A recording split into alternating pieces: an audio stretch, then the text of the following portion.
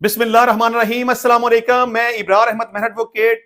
साबका अमरीकी सदर डोनाल्ड ट्रंप के ऊपर कातलाना हमला किया गया, उनके ऊपर सीधी गोलियां चलाई गई, उनकी जान लेने की कोशिश की गई जबकि वो इलेक्शन कैंपेन में मसरूफ थे और एक गोली उनके कान को छूते हुए गुजर गई और डोनाल्ड ट्रंप जख्मी हो गए। मुबैना तौर पर ऐसा कहा जाता है, लेकिन आज के टॉपिक में इस सारे वक़्वे को एवेल्युएट करेंगे कि क्या वाकई ही डोनाल्ड ट्रंप की जान लेने की कोशिश की गई, क्या वाकई ही उनके ऊपर सीधी गोलियां चलाई गईं और क्या वाकई ही गोली चलाने वाले का मकसद डोनाल्ड ट्रंप की जिंदगी को खत्म करना था, या ये सिर्फ एक स्टंट था, एक ड्रामा था, एक प्लानिंग थी और अमेरिकन अवाम के दिलों में सिर्फ हमदर्दी पैदा करने की कोशिश की गई। और कहा जाता है कि गोलियां सीधी डोनाल्ड ट्रंप के ऊपर चलाई जाती हैं ताकि उसको कत्ल किया जा सके, लेकिन कहा जाता है कि एक गोली उनके कान को छूते हुए गुजर गई और डोनाल्ड ट्रंप जख्मी हो गए। इसी दौरान सिक्योरिटी गार्ड्स ने जो हमला आवर था उसके ऊपर हमला किया और उसकी जिंदगी खत्म कर दी और उसकी जान ले ली। जितने भी सिक्योरिटी एहलकार थे उन्होंने फौरी तौर पर डोनाल्ड ट्रंप को रेस्क्यू करने की कोशिश की, उनको घेर लिया और उनको उनकी गाड़ी तक ले गए। लेकिन जब डोनाल्ड ट्रंप को रेस्क्यू किया जा रहा था तो उस वक्त उन्होंने अवाम के सामने मुक्का हवा में लहराया। कुछ लोग ये भी कहते हैं कि ये जो वक़ुआ इमरान खान के साथ हुआ था ये बिल्कुल सिमिलर उस किस्म का एक वक़ुआ है। और जिस तरह इमरान खान गोली लगने के बाद बड़े पुरअज़म थे, पुरजोश थे और पाकिस्तानी अवाम के सामने उन्होंने मुक्का लहराया और उन्हें हिम्मत देने की कोशिश की, बिल्कुल इसी तरह डोनाल्ड ट्रंप ने भी अपनी अवाम के सामने मुक्का हवा में लहराया। और कुछ लोगों का तो यहां पर यह ख्याल है कि अगर अमेरिका ने कोई चीज पाकिस्तान से सीखी है तो वो सिर्फ ये है कि जब इमरान खान को गोलियां लगी थी तो उन्होंने जिस तरह से मुक्का हवा में लहराया था, बिल्कुल उसी तरह डोनाल्ड ट्रंप ने भी मुक्का हवा में लहराया। लेकिन चले ये तो एक वाकया था, लेकिन अब यहां मुख्तलिफ किस्म के सवाल जन्म लेते हैं। सबसे पहला सवाल तो यह है कि स्नाइपर बहुत एक्सपर्ट होते हैं, आमतौर पर उनका निशाना खता नहीं होता।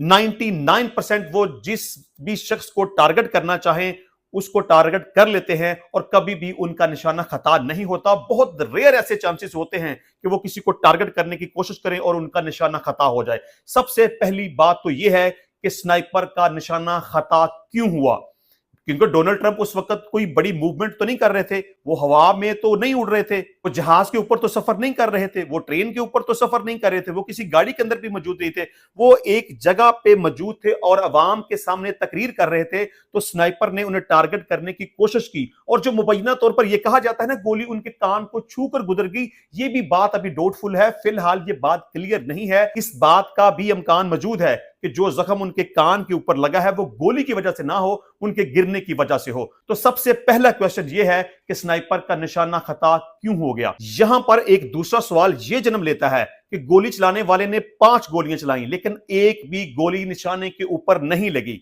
और दूसरी बात यह है कि जो कोई भी शख्स इस प्लानिंग में मौजूद है और वो डोनाल्ड ट्रंप की जान लेना चाहता था तो वो एक से ज्यादा स्नाइपर्स का बंदोबस्त कर सकता था, लेकिन ऐसा भी नहीं हुआ। यानी कि जो स्नाइपर मौजूद था उसकी पहली गोली भी नहीं लगती, दूसरी, तीसरी, चौथी, 5 गोलियां चलाता है लेकिन कोई एक गोली भी डोनाल्ड ट्रंप को नहीं लगती और वो बच जाता है। इसके साथ साथ किसी दूसरे स्नाइपर का बंदोबस्त नहीं किया गया।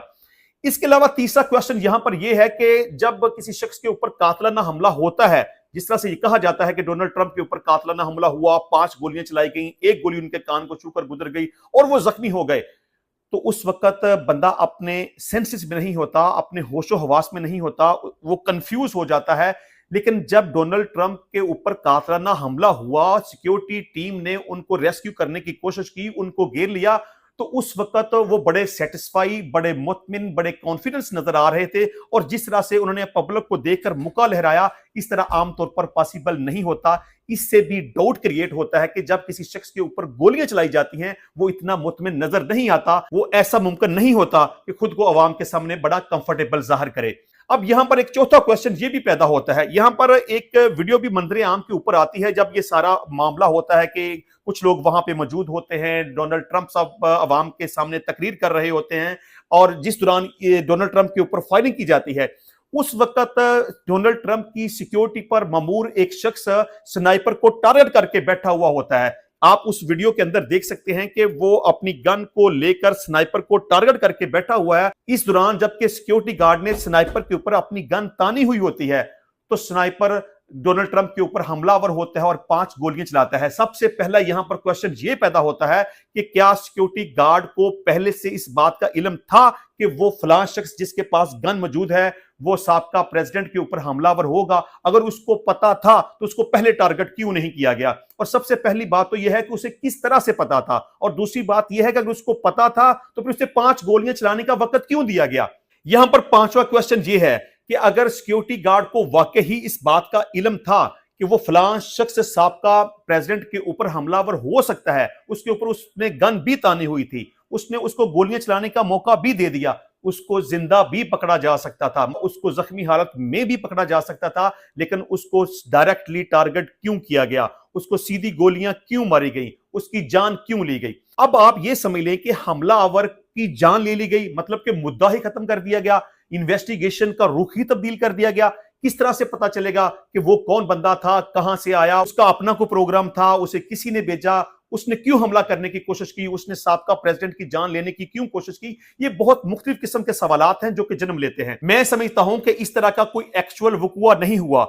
अगर तो स्नाइपर की नीयत साबका प्रेसिडेंट की जान लेने की थी तो उसकी जान ले सकता था, लेकिन ऐसा नहीं हुआ। इसके अलावा भी बहुत सारे सवालात जन्म लेते हैं। मेरा ख्याल है कि चूंकि डोनाल्ड ट्रंप इस वक्त प्रेसिडेंट का इलेक्शन लड़ रहे हैं, उन्होंने जानबूझकर ये सारा स्टेज प्ले किया, एक ढोंग रचाया, ये सारा ड्रामा किया, ये एक सियासी स्टंट था, और इसका मकसद सिर्फ और सिर्फ अमेरिकन अवाम के दिलों में उनके लिए हमदर्दी पैदा करना था, ताकि उनको वोट मिल सके और वो एक दफा फिर से जीतकर अमेरिका के प्रेसिडेंट बन सके। तो इंशाल्लाह मिलते हैं नेक्स्ट टाइम नई वीडियो में नए टॉपिक के साथ। तब तक के लिए इजाजत दीजिए। अल्लाह हाफिज।